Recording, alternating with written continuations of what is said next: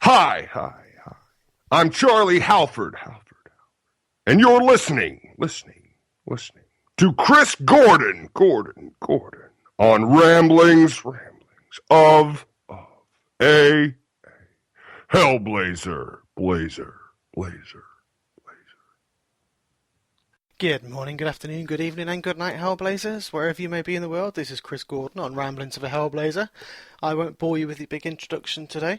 All I will say is that this is one gentleman who we've been trying to hear from a long time, and it is my pleasure and honour to be able to finally do so and bring him to you and have him answer your questions.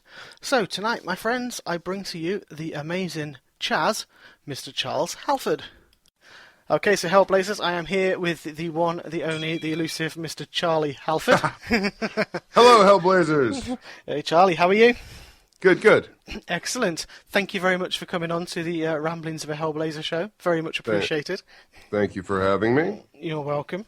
I think you've been bugged enough by all the Hellblazers screaming and asking you to be on. No, it was cool. You guys are, it's such an amazing fan base, and it's such a it's just cool to be a part of, and when I see, I just see the support when Matt was on Arrow and everybody, and it's like everybody's still there and everybody's still fighting and loving the show, and I just felt, I felt like really grateful. It was a weird experience, the whole highs and lows of it, the ups and downs, and then like just to see, obviously, all the love's still there. To do this podcast it's a privilege, man. Cool. No, I really appreciate that, and the Hellblazers do as well. I mean, the fact that you're so vocal with all the fans, you got no idea what retweet means to someone, or a favourite. the furor, I should say, it causes when suddenly it's like, oh my god, it's like Charlie or Matt or Angie or someone, they just favorited me. It's like, it goes mental. Everyone goes wild. No, that's awesome. You get little private messages sent to everybody. Go, look at this. That's cool. Yeah. I'm just the whole Twitter thing. I'm still figuring it out. I'm like training wheels. Twitter. You all are so much better at it.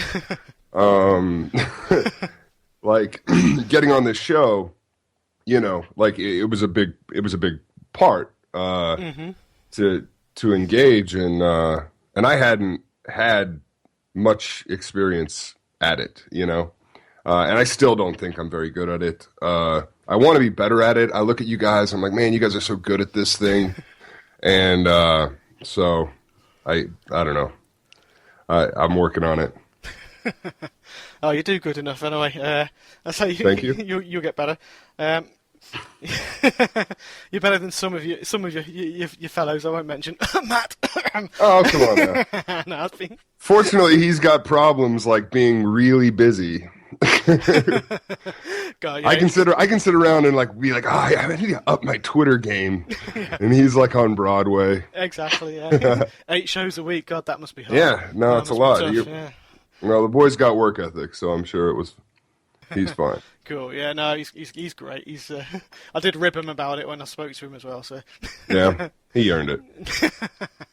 Cool. So basically, all I've got a couple of questions, well, quite a lot of questions from some various Hellblazers around the world. All right.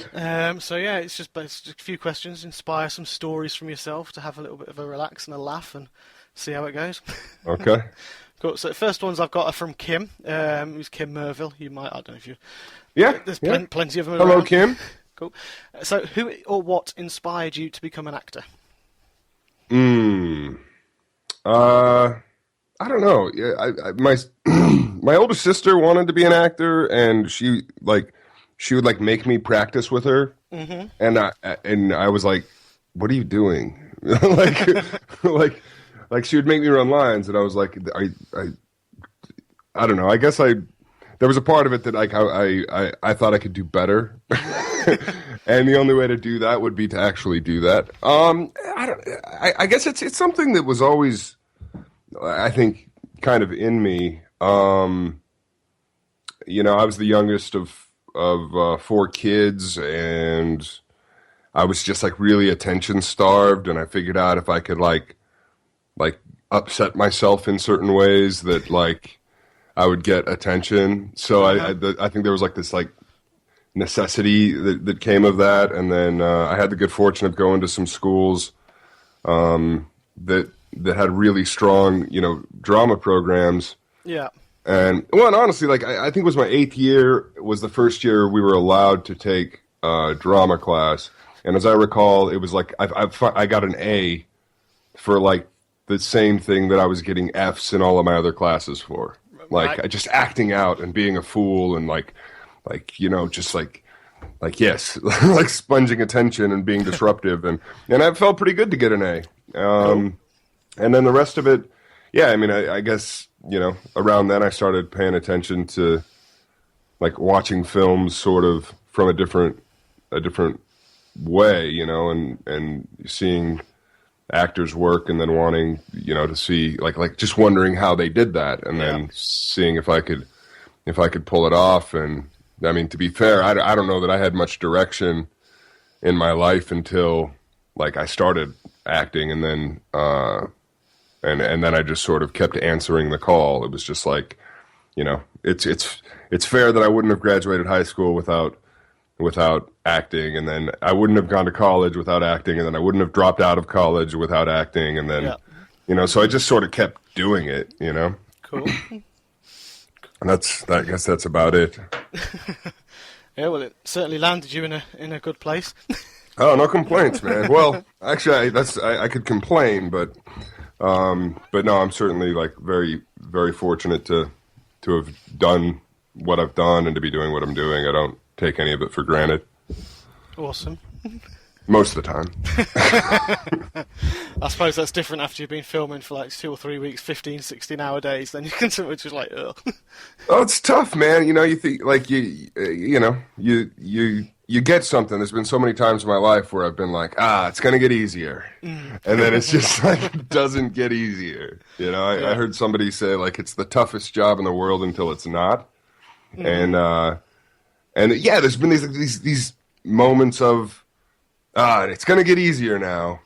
And then it's just not, So I'm still waiting for that until it's not to happen. But fair enough. Yeah. I think that's the same with everything. No matter what it is, there's always something else that's going to throw you around. Always. Always around the corner. Cool. So the next one from Kim is, what role do you aspire to do? Either film, theatre, or TV? It can be anything. Ooh. I'm kind of superstitious, so I try not to jinx myself. Yeah. But then again, there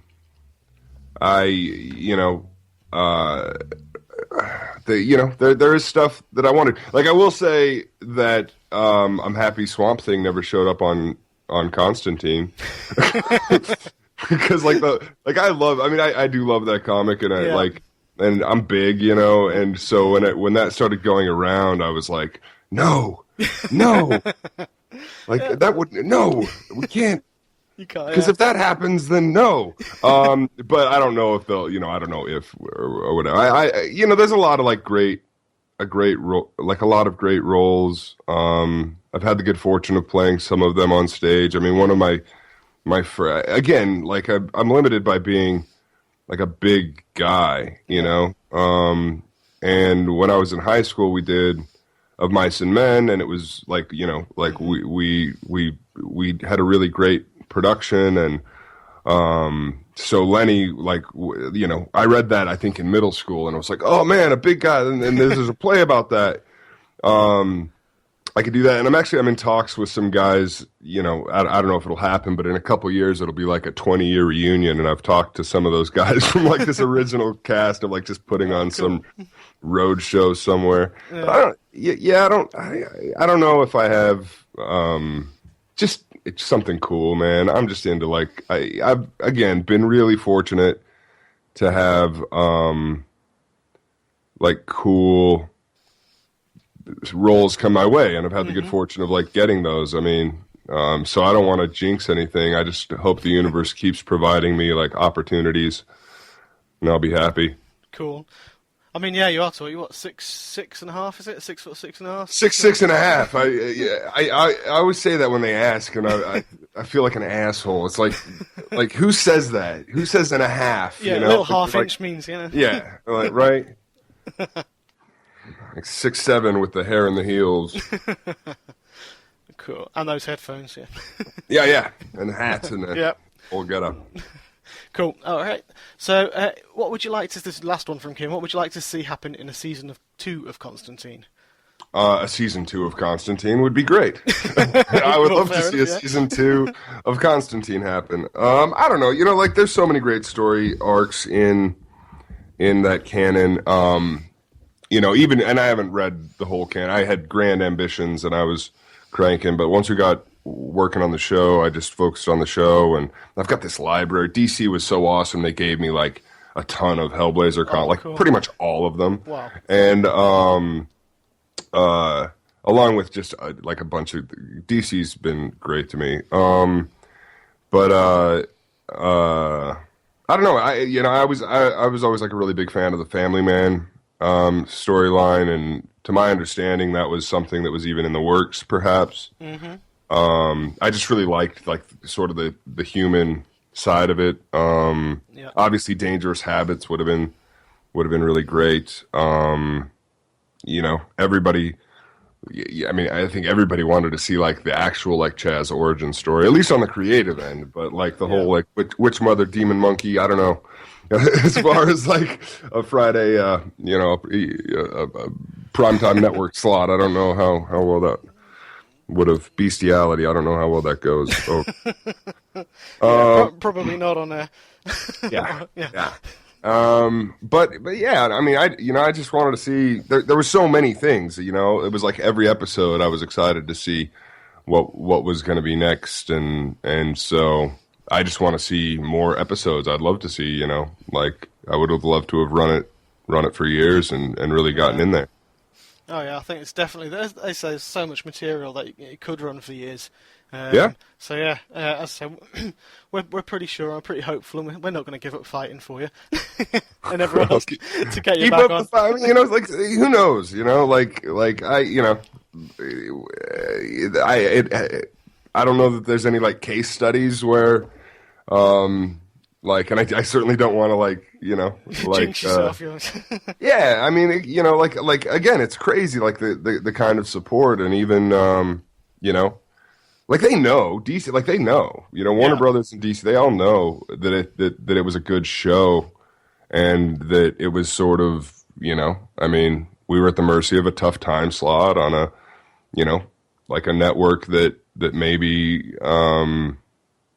like wasn't right, you know, like it was like NBC was wonderful, like they really did support us, but you know, I wonder sometimes if they, you know, they really knew what they were getting into, and it's a tough, you know, it's a tough show to. I mean, I'm sure they did, and they gave it a good shot, but with with just the subject matter and the show, you know, I mean, even from the get, you know, just knowing that there's certain network, you know, just like the smoking thing and all of that, there's always that question of were we able to like bring as authentic a possible, you know, interpretation to a network, like a major network. And I think the answer is we did the best we could, you know. Yeah. You did a damn good job. Well, in fairness, thank you. No, yeah. Sad to see it go, man. Well, I think there's a lot of. I'm moving away from the question slightly, obviously, just with all the fact that with Constantine appearing in Arrow, and I think yesterday it was announced that they want to bring him into DC Legends of Tomorrow as well. So I think, well, I saw that. But it's on somewhere online. But if you believe everything online, you'll probably be, yeah, you know. So yeah, but that seemed to have been announced. But to me, it seems like there has been an uproar because obviously there's a huge surge with Arrow. So I think people have taken notice, and I think that's obviously what spurred a lot of help, as you've seen, like you mentioned before. So, you know, the splurge of support that's come back from Hellblazers who are still there, who got revitalised. Sure. I think we've still got a chance. Well, I think that I don't know, but I think that they know they've got a good thing. Matt is a phenomenal, Constantine in the flesh, and if they can, if they can incorporate him into that DC TV unit, I think that's brilliant, and I think that... And they can bring you guys in, and then they can do a season 2, and then they can... that would be ideal. I gotta say, I was like a little bit, like...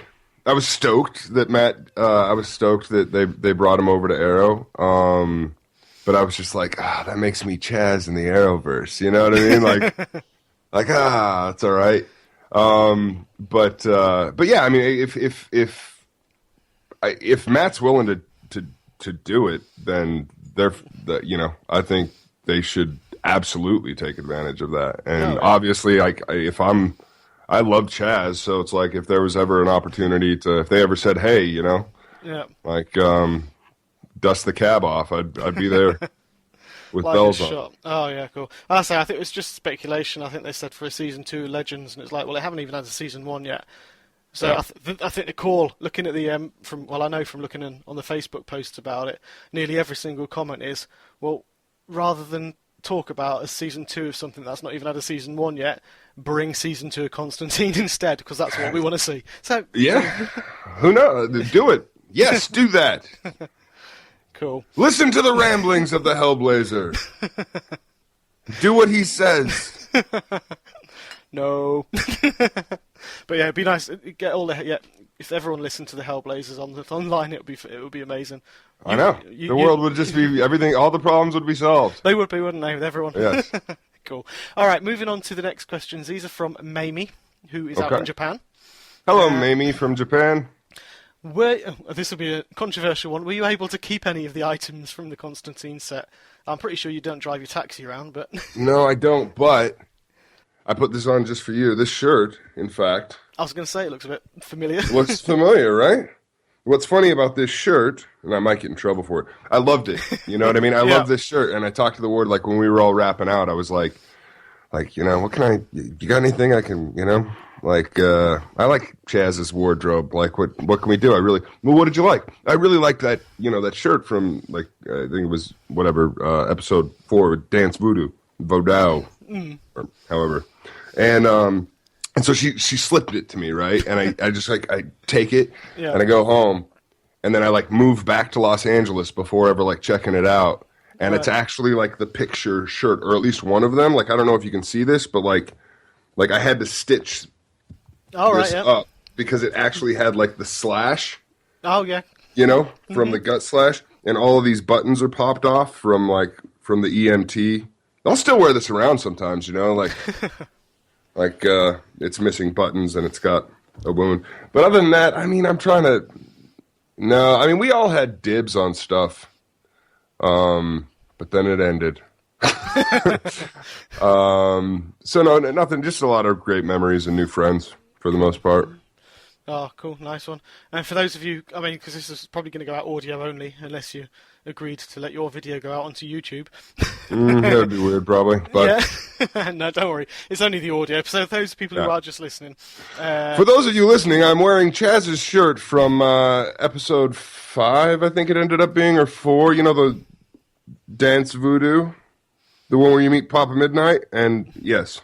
That's what I got from the Constantine set. I wore it for good luck this morning. Cool, yeah. Because Skype, technology, I have terrible luck with, and I needed all the help I could get. Fair enough. And I'm also talking to Charlie in his bedroom, which I tried to stop in there. So all you female Hellblazers, I'm so sorry. Welcome to my bedroom. Cool. There'll be screaming everywhere now. Yeah. Well, there will be when it goes on. Okay, next one from Mamie is... She just asked this as a by the way. When Chaz came back from death from the explosion in episode 10, if you can remember that, was he naked? Because she thinks your clothes were torn by the explosion. She's apologised for the stupid question, but it's obviously been playing on her mind. Most definitely naked. Most definitely naked, but for the teeniest, tiniest little patch to keep it up to network standards. Well, yeah, if they don't allow smoking for Constantine, they're not. Except for like oversized, patch that. No, I'm just yeah. Cool, no worries. All right, moving on to Melly now. Hi, Melly.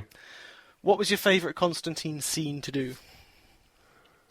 Oh, man, that's a tough one. They were all so good. My favorite Constantine scene. Man, I really had fun.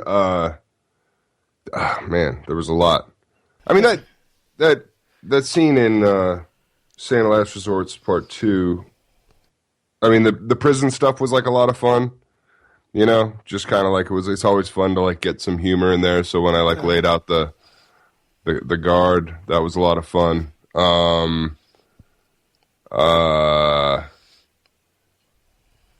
Man. Yeah, like all of them. I know that's like such a like cliche answer. Well, it looked like such a fun show to do that. It doesn't really matter. You can't single someone. Yeah, and there was like just so much of like the world, like even that sewer scene. The fact that like what Dave Blass. Hey, Dave. He's way better at Twitter than I am. Just like the stuff that those guys came up with, and then to see it all like put together, like that sewer was built on a stage, and I'm so crushed that like my phone, I had so many good behind the scenes photos and videos, and I lost them all. Oh no! And so I've since gone to the dark side because like I got so mad at my Android,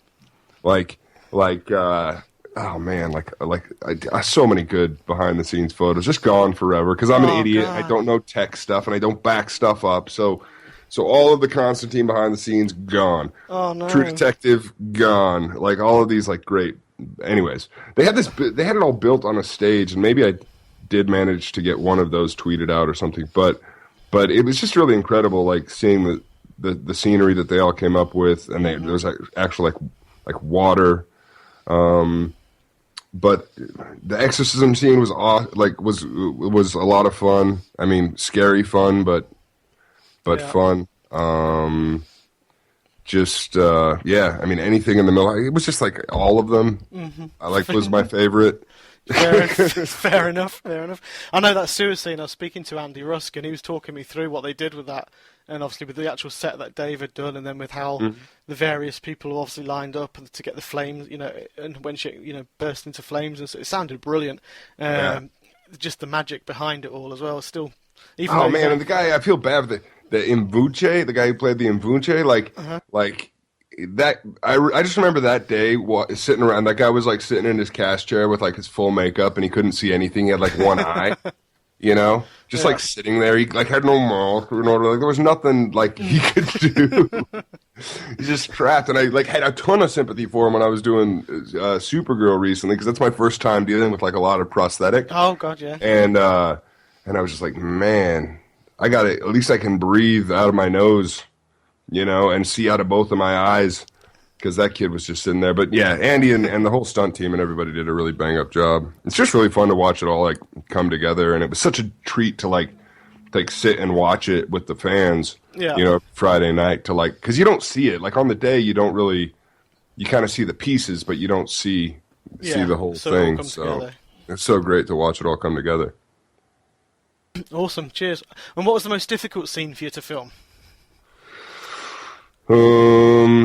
Like all of that night in with Felix Faust was probably like it's not so much one scene, but like that whole like we were just pulling like insane hours, and it was like starting to get really cold in Georgia. Yeah. And we were just in this like big, like crazy warehouse, and it was tough because I think the show was just starting to come out too, so it was like I mean, again, hats off to Matt for like just the amount of work that he did like every day, like just the hours and the amount he had to have prepared and just I know the emotional task and things like that. It came because that episode, was my biggest workload. Yeah, and it happened. We happened to be shooting it like the same week that the show started airing, so there was like this crazy press push, and like, so it was tough. It was like Matt and I had to show up, on that day in particular. I want to say like 4 hours early to go do a satellite news kind of conference where we like sit together and just answer questions from all over the world, and that was 4 hours before what would end up being like a 16-hour day. Yeah. And I just remember the whole time thinking like man, because Matt was doing that like full stop, like for the whole time. So that was probably like the toughest scene, but it was, and that little twine was a pain in the neck. But yeah, that would probably be like the toughest for me at least. Cool. Fair enough. Okay, thanks for that. Okay, moving on to Kerry, or Kibo, if you've ever seen her around. Kerry Kibo. Kibo, I have seen you around. Cool. She would like to know what your favourite comics are, and what your favourite comic writer or artist. She knows you're into your comics. So. I am. I wish I was more into them, honestly. My favorite comic, I mean, I'm a huge Hellblazer fan, and I was before the show. Well, comics, like I was really into comics when I was younger. Before, I don't know, I started getting into music and things like that. And at the time, I was always kind of a DC guy. But I think in terms of my favorite comics, I mean, I just like the darker stuff. I really like Animal Man. I like the old Animal Man, and I like the new Animal Man. Yep. And Swamp Thing was awesome. And Sandman is cool. I haven't read a ton of them. I'm not. An expert on really any, comic title. But in terms of writers, I mean, Alan Moore. I know these are like cliche answers, but Alan Moore is just insane, and I love it. Yeah. Or loved it. Now he's just insane, I think. And Neil Gaiman is great, and I'm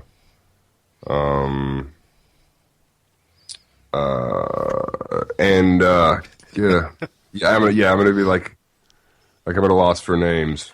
But there's a lot. Yeah. So, don't worry. Right. I don't want to make you put you on the spot like that.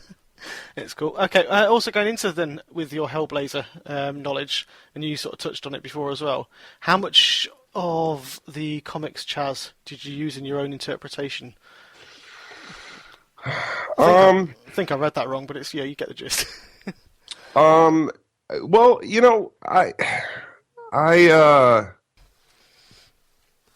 I was familiar with the comics when I got the part, and I remember I went up to Daniel when I first got the part, and I was like, "Dude, let me do a British accent." I was like, "Let me be that American that messes up a British accent." Yeah, Dick Van Dyke, governor. I was like, "You've seen True Blood, dude. Let me be the guy. Let's counter. I can do it." Because that was my initial concern. Was obviously the Chaz in the comics I always read with sort of a Londoner accent.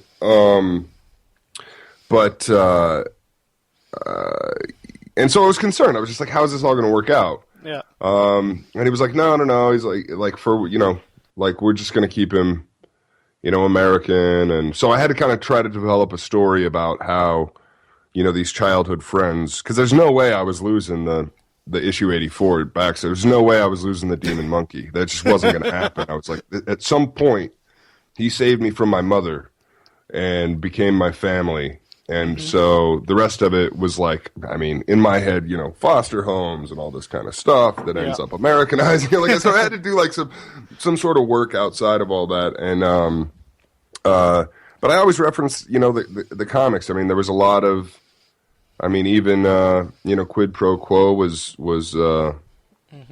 again, I'm at the loss. I should have done my homework, man. I should have gone and revisited all my comics. Hey, I didn't give you much time, don't worry. Yeah, only like a year.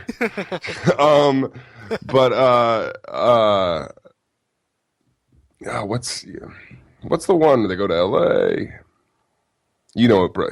Anyways, there were storylines that I knew were directly ripped from the comics, and like when I had those opportunities, I would go and read those titles, and I just kind of tried to take a lot of the humor and absorb what I could out of it. But obviously, we were doing our own thing, with the multiple lives, and which was another interesting. Like I had no idea. Like honestly, I found out when you guys found out how that all worked out. Like I had heard pitches, well, this and that, this is how it's going.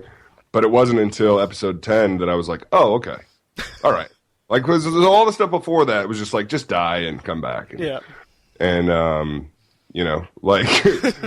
I had to kind of figure out things on my own to do that. But I really loved the way that that came together. Yeah. And again, I mean, that's sort of like, that's sort of sad that we don't get to play, yet, right? Yet. Touch wood, yeah. That we don't get to play out those other 30 lives, because I thought it was like such a fun invention for the character. It fit right in, and it would be so much fun to like see that on like a show, it's a comic book, you know what I mean? It's like a comic book show, like how many ways can you kill the guy? Yeah. Like I know that there's shows that kind of play with that idea, but they're not comic book show. I mean, that's like a really interesting superpower that like eventually it's like he's going to end up on his last life, Oh, yeah, exactly. Yeah, and it's how do you get to that? So nice, awesome. It's such a shame to say this. It was like you say.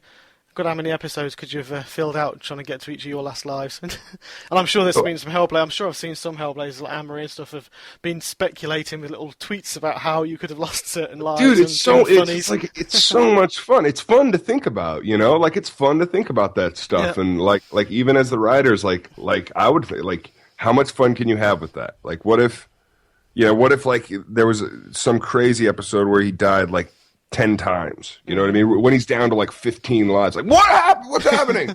And then all of a sudden shit gets real, like when he's down to like his last life, and I don't know, man. Like it was a fun thing. Cool. It's fun to think about, if nothing else. Oh yeah, all bets are off. Last life. Cool. Mm-hmm. Next one from Kerry is away from Constantine. She wants to know what it was like to work with Matthew and Woody in True Detective. Have you got any fun stories from that? It was awesome. Both those guys are super awesome. There's an interview out there. I don't want, we don't need to spend too much time on it here. Fair enough. But there's some, like one of the first interviews I ever did was about, and it was about that experience. And it was actually the first time I ever got on Twitter. Twitter's just insane. Yeah. But I had done True Detective, and Uprocks, the website, it's on Uprocks, did this interview with me. Like, they sniffed me out, the little-known actor who's playing True Detective, Reggie Ledoux in True Detective. And one of my buddies sent me, dude, just so you know, these guys are talking about you. And then this interview got set up. But sniff it out. It's funny. It's a funny story about me and Richard Simmons. All right. Like I met Richard Simmons on the flight. We became buddies, and we went and tore up New Orleans together, which is a really odd combo, know. No, but they were, they were, and there's lots of I don't know, there's some trivia in that interview about that, but they were both really great to work with. I mean, that character was a very interesting, guy to kind of build, and it was great to work with Kerry again, who's the director. I'd worked with him some years back, and so it was a lot of fun to kind of invent that psychopath. And everybody was great. It was I don't know any cool trivia. Like Woody, I drank some of his fresh juice.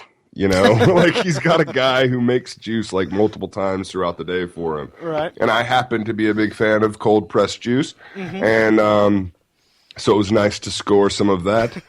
And And other than that, it was cool. You know, I mean, Matthew was very much like in the zone. It was just really great to watch those guys work as an actor, to see the way that they sort of deconstruct a scene and the way that they, you know, like we all got together, and just their dedication to the work. I mean, these guys don't have to show up on the day off, but they did. You know, the day before we started shooting was technically, I think, a break day, and I was getting my hair bleached out and doing like makeup tests and all of that. And we went to the set, which was like underwater the day before because it was like down in the flood zone. Yeah. And they had to wrangle like they had guys wrangling like cottonmouths out of the shrub for like Woody and Matthew to go like bellying through. You know. Awesome. It was I've never seen like they had like an owl and a falcon that would like go and they'd fly around and look for snakes and stuff. Like literally these trained birds to go and try to clear the brush, you know, before they went crawling through it. But it was so cool. Like we took a break from the makeup test and I drove out to the set and Woody and Matthew both showed up and like we rehearsed that scene. Like they went through it beat to beat. There was them and like a guy who's actually like tactical, like SWAT, you know, and just making sure that all of the, you know, the T's were crossed and the I's were dotted on, just like just really thorough. And not only that, but paying attention to, you know, the cinematics of it as well as like, you know, the emotional side. It was just a really great opportunity to watch some like really, really phenomenal actors work. Yeah. And they came in on their day off. I mean, these guys are pulling, you know, crazy hours.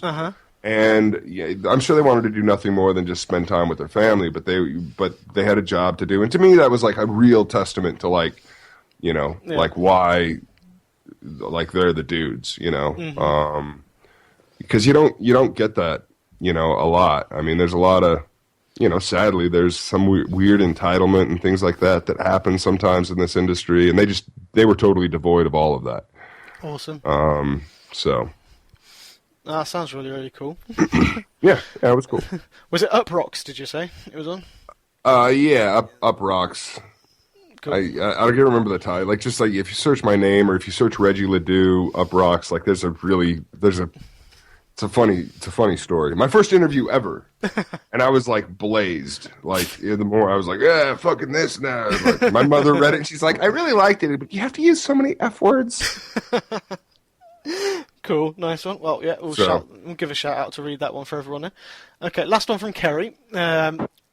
This one's a bit of an amusing one from her. She goes, her and several of the other girls on Twitter had a thing for your amazing jeans during the show, starting the hashtag Chaz jeans. So she'd just love to know what brand those jeans were, and because they never found out. I loved those jeans as well, so you're not alone.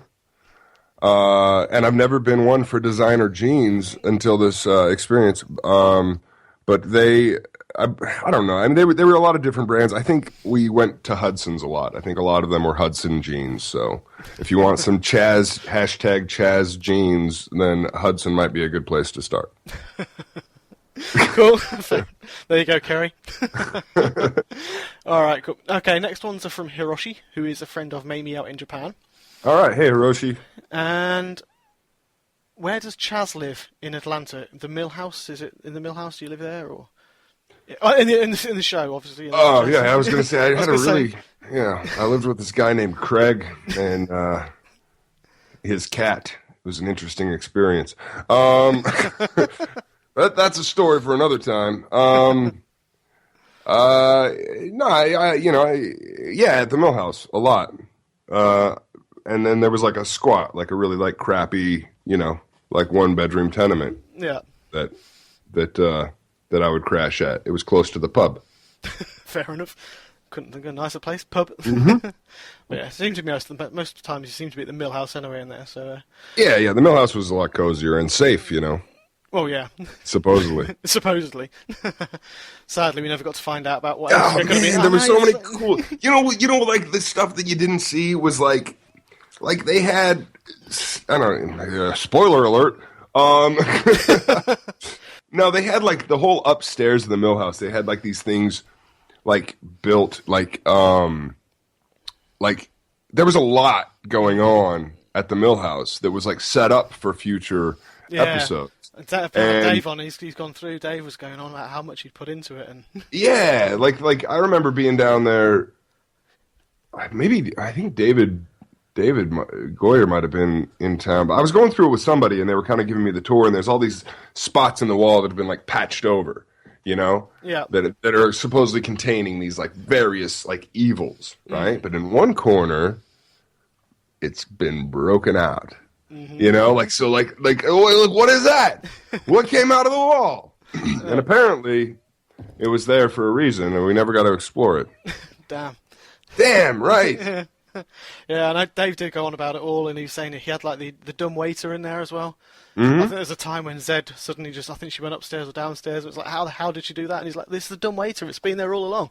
Yeah. It was totally built. It was all like well thought out, and there was like stories in the walls, like literally. Yeah. And sadly, we didn't get to them. Cool. The next one from Hiroshi is, they love Hellblazer number 84 episode. Does TV Chaz have the same timeline as in Your Mother a Problem? John helped you. He kind of alluded on. Yeah, sort of. That's I mean, in my mind, yes, absolutely. In TV world, I think that we all would have loved to do that in some capacity, but I just don't know how practical. Like unless we're running for a long. It's such a gem of like a cult sort of issue, even in the series that it would have been hard to do. I think it would have been more likely that if they did a like claymation or something of it, like John's little John, like whatever that little John Con noir that they did. Yeah, like I could definitely see like a Queenie noir. Or something. I don't know. It would have been cool. It's like one of my favorite comic issues, like anyways, of any like it's just like so absurd, and I love it so much. That yes, it would have been great, but yeah. I think, like you say, it would have been one if you'd had when you get the next seasons, it's something that could be explored then. Yeah. Always keep that hope going. Cool. All right, I've got one. This was a late one from Shane King. It was, what DC character would you love to see on Constantine, and who would you love to see portray him or her? Oh. Not Swamp Thing, obviously. Well, that would have been my answer, but yes, prosthetics. You know what I mean? Just do one of those old. Well, yeah, you could. Tom Hardy just did it, right? I mean, exactly. You can still do that. Yeah.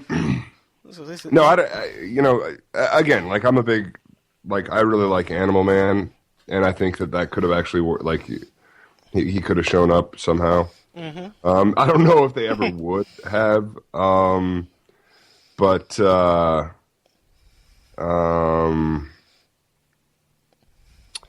I mean, I would have liked, for just any. Fair enough. Like some of my favorite interactions in the comics too is like when like Constantine's like forced to deal with like the costumes. You know what I mean? Yeah. So like any one of them that allows for that. We get a little bit in Arrow, but anything that allows for that sort of banter would have just been really. That was always one of my favorite things about the comic, was that it's just like I've got this real guy living in this sort of extended universe. I mean, obviously all the mythology and the occult stuff is there, but like the fact that he's like a regular dude that's just not only put out by the world he's in, but he's also like put out by like the superhero world that he's a part of. It's just like so really like any of them, Cool, awesome. I think Swamp Thing was going to be in it. I'm sure. I spoke to Andy. Or someone, or Dave, or someone that mentioned they thought about it. I think it was an idea that they were going to bring in. I think it was just a grand fantasy of, of everybody, because like it's such a great character particularly in John's world. But I always got the feeling, and again, I don't know, I wasn't in the writer's room, but I always got the feeling that it would be sort of like the Superman to Supergirl, like Swamp Thing's there.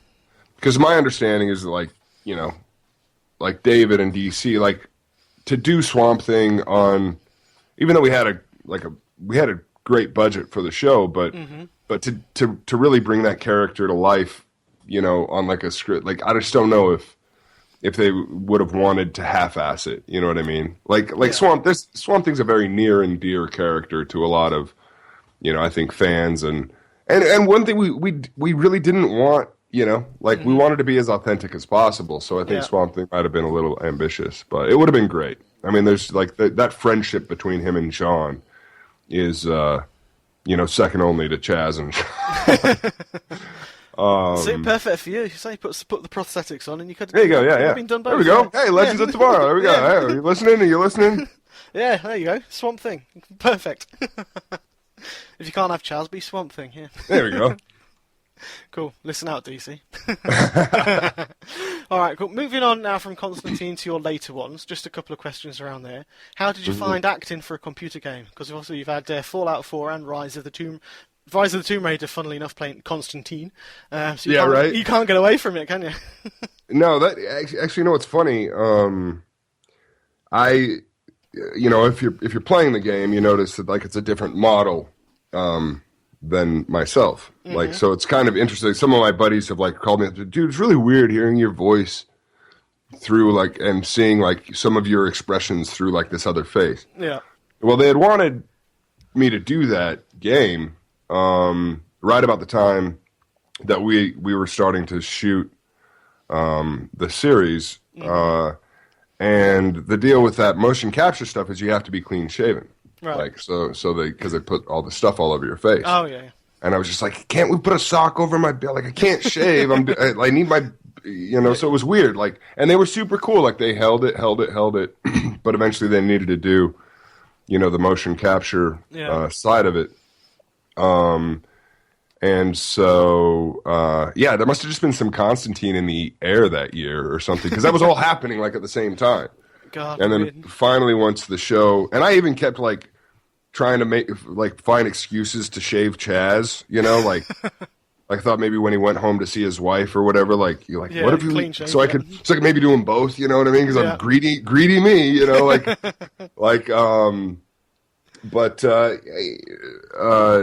But yeah, I don't know in terms of like how to get into it. I mean, voice acting has just always been something that I've been interested in.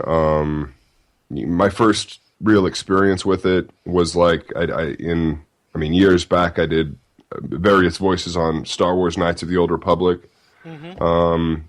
which is like I think they're called MMOs, like it's an online kind of thing. Yeah, and I just really enjoyed it, and so I'd been hounding sort of my people about getting more,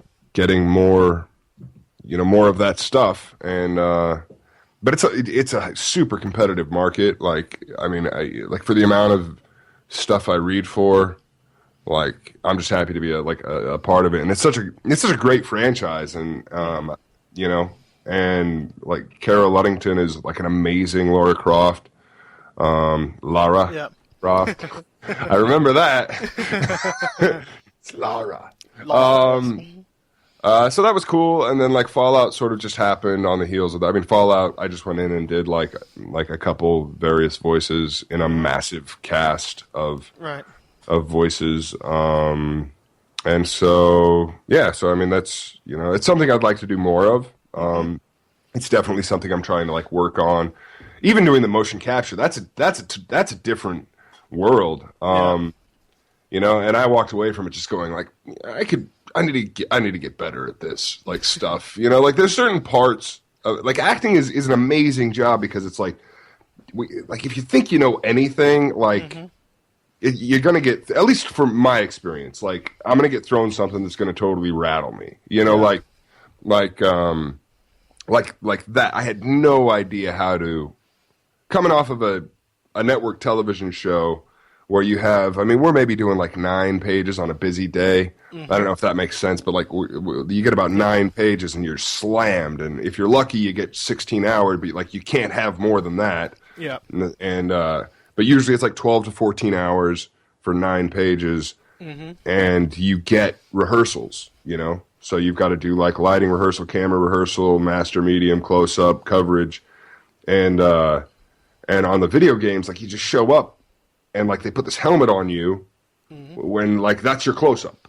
You know what I mean? And you stand in like a white room, surrounded by like 400 cameras or something, and that's your master medium close up and coverage. And then they've got four. You know what I mean? Like, and so when they say action, like you don't have the luxury of like lighting rehearsal, camera rehearsal. Like it's just like go. And so I was like, So it was one of those like, I was like, oh shit, I should have probably rehearsed this one a little bit more. Like you want to rehearse it kind of like a play, and then when you show up, it's like opening night. You know, it's like you go full bore, and you know, so I took a lot from that experience. But then, you know, even like Supergirl, that prosthetic, that's a different kind of act. I mean, that like you think that I could just put this thing on and like act like I normally, but I can't hear, you know what I mean? So I'm like my ears are covered, so I'm just hearing my own voice. I've got these contacts in, which is like tunnel vision. I've got, you know, that headpiece weighed like 15 pounds, you know what I mean?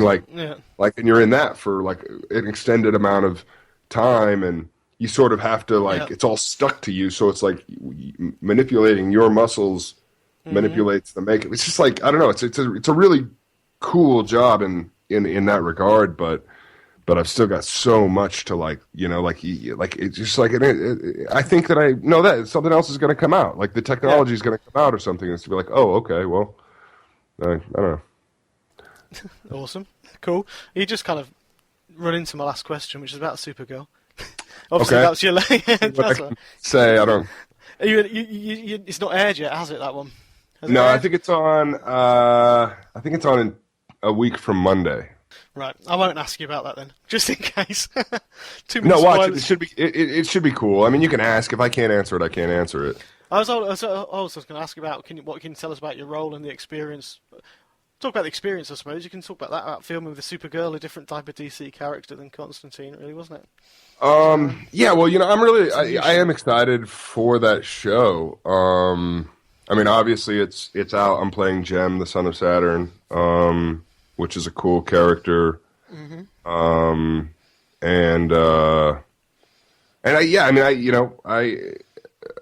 I think the show could be, you know, it's a lot of fun. The cast was all really great, and they're really. I think that there's a lot of like really great opportunities even in that world. I just really like what DC's doing right now, you know, and I'm really curious to see the way, you know, it all comes together, you know. It's a little bittersweet, obviously. Like I love like being up in it, but I'm happy to still be, you know, a part of it, you know, it was a great opportunity, and I'm excited to I'm excited to watch. Again, this is sort of like that Constantine thing where it's like, there's no way I could know what I did. Yeah. Like or how it looks or any of that. So I'm going to be watching it, you know, I'll probably live tweet along with it. Cool. You know, just to I mean, obviously I miss all of you. It'll be curious to see. It's another one of those shows where it's like you want to see it all, like, you know, come together. But I was acting literally in a box. It felt like I was like in a box, you know, and like there's this stuff going on that I don't know. That prosthetic stuff's interesting. It really is. Like it puts this layer. It almost like the character sort of, and I'm probably not unique in saying this, but the makeup sort of dictates a bit of, you know, like I didn't feel like I had a lot of say, you know? Yeah. So hopefully it comes across and everyone enjoys it. And I think that show is looking good, you know? Yeah, I've been following that one as well. It's certainly taking off. It's got some good character depth in it. And so, like you say, the actors in it are all pretty decent as well. So quirky and... Yeah, and it's a fun like world. It's very much like it's a superhero show, which is just good, clean fun, you know. Obviously, I like stuff with a little bit of dirt under its fingernails, but like Constantine. Like Constantine. Yeah. See all these hints. Get it back. Touch wood. Cool.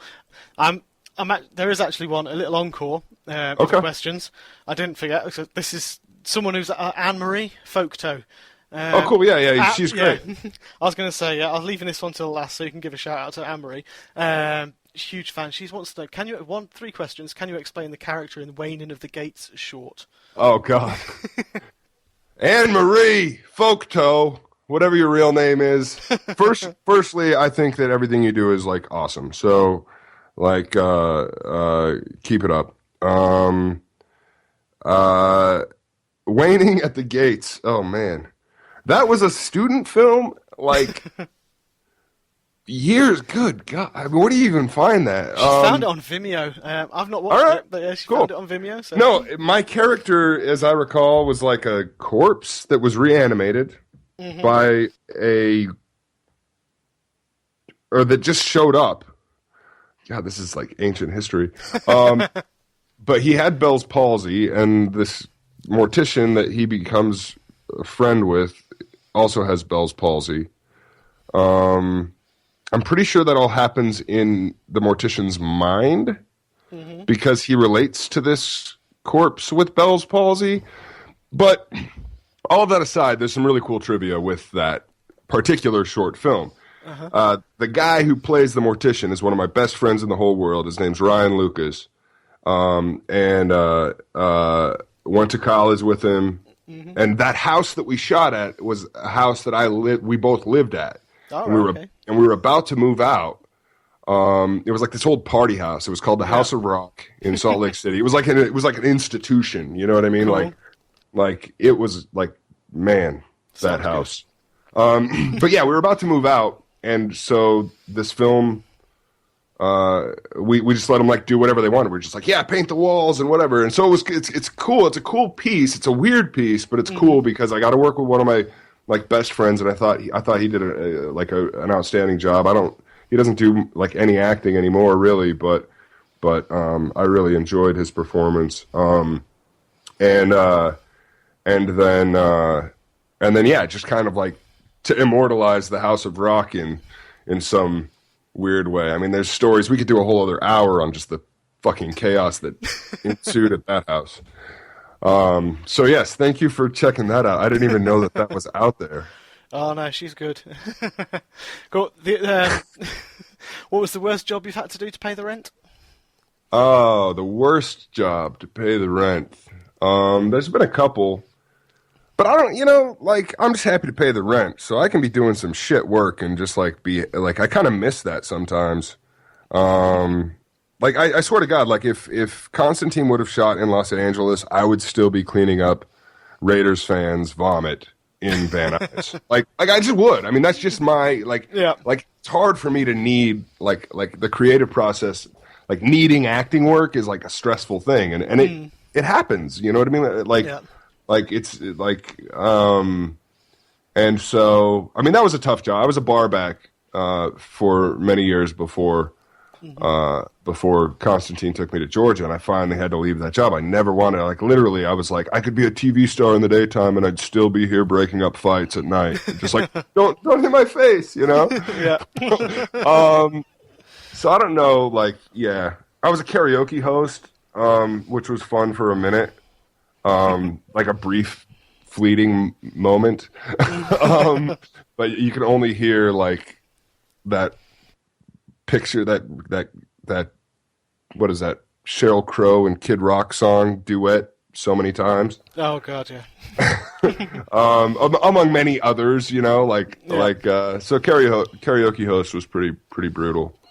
And yeah, but I'm just happy to be paying rent. Yeah, no, that's cool. That's cool. And the last one she's got, it's not really a question. It's, can you spare a hug for the world that seems to be in chaos? Can you hear me? I'm hugging the microphone. Oh, she's giving it a big snuggle. Oh, here's a hug for the world because the world needs one. Yeah, and I can see that, so I can verify he was just hugging his microphone for you. Awesome. Brilliant. Well, that does bring us to the end now. So thanks very much for that, Chaz. Well, that actually does bring us to the end of the questioning. I'm sure you're quite happy to hear. Although it's been absolutely fun, this one. It's been great. Have you got any final words that you'd like to say to the Hellblazers before I switch off recording for them? No, just keep doing you. You guys are awesome. I'm totally blown away by I see what you're not yelling at the sky. You know what I mean? Like I appreciate everything you guys are doing. I think you're all like super talented and like amazing. The support's been like incredible. You're just wonderful, like beautiful people, and yeah, I mean, like I'm happy to know you. And thank you for supporting me and the show and like doing what you do. Like, please do that to like your fullest ability. Like it makes, hopefully it makes you happy. It makes me very happy. So, the whole experience has been just really awesome, and primarily because of you all. So, I mean, all of the acting and stuff, like all of that aside, like the fact that I've been able to be a part of your lives and you've been able to be a part of my life is like just thank you. That's I think, to go back to the first question, what inspired me to be an actor? I just had a thought. Yep. It was a thank you. It was a thank you I got from this like really large man. After I did Mice and Men, so I've been doing it, but this guy, he just came out and he was so touched by whatever I'd done, which to my knowledge was just showing off my, like abilities or whatever. Like, and he just said thank you. He said thank you so much. He is wet in the eyes. He gave me a hug. I cried. He cried. It was a totally manly moment, and And like I went home that night, and like I didn't listen to the radio. I didn't say hey to my parents. I just went and laid down, and like I just had that thought. I remember that day I had that thought of just like, that's it. That's what I'm gonna do. Like if I can get that again, like if I can somehow like do that, then that's like a life worth like living. So yeah. So I mean, you guys make it all worth it. So awesome. So thank you. You're welcome. Wow, absolutely fantastic. Really, really good fun that was. Thank you very much again to Charlie for that interview. Really appreciate it. Really appreciate the time you've taken, as I appreciate the time that everyone takes to speak to me. And thanks for the questions, Hellblazers. Hope you got your answers. Thanks very much. This is Chris Gordon, Ramblings of a Hellblazer, signing out for today.